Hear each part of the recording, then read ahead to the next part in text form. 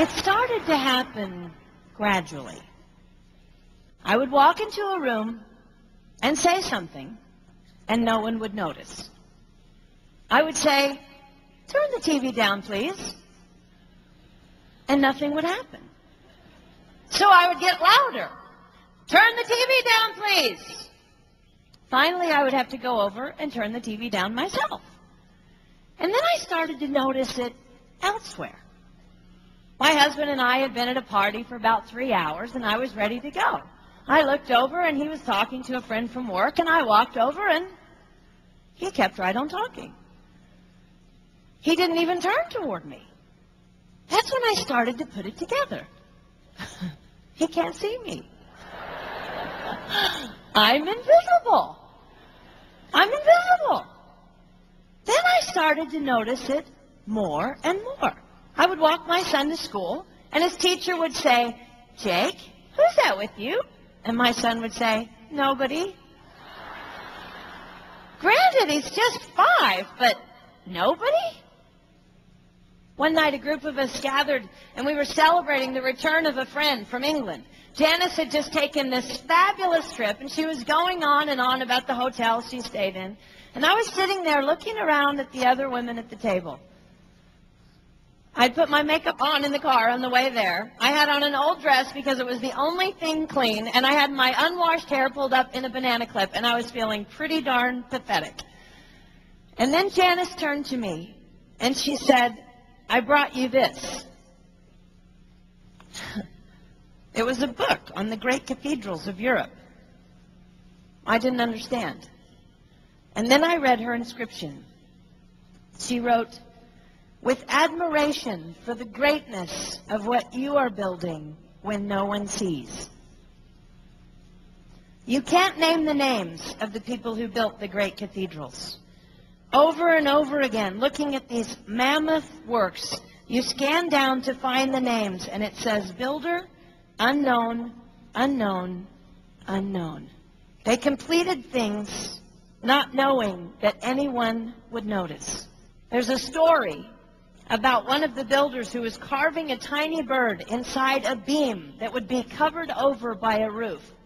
And someone came up to him and said, "Why are you spending so much time on something no one will ever see?" And it's reported that the builder replied, "Because God sees." They trusted that God saw everything.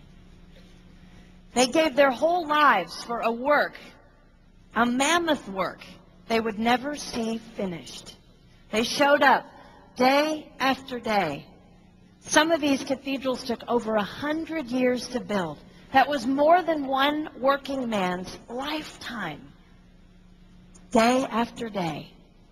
And they made personal sacrifices for no credit. Showing up at a job they would never see finished, for a building their name would never be on.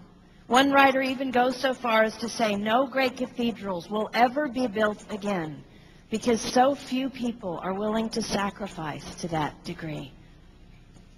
I closed the book, and it was as if I heard God say, "I see you.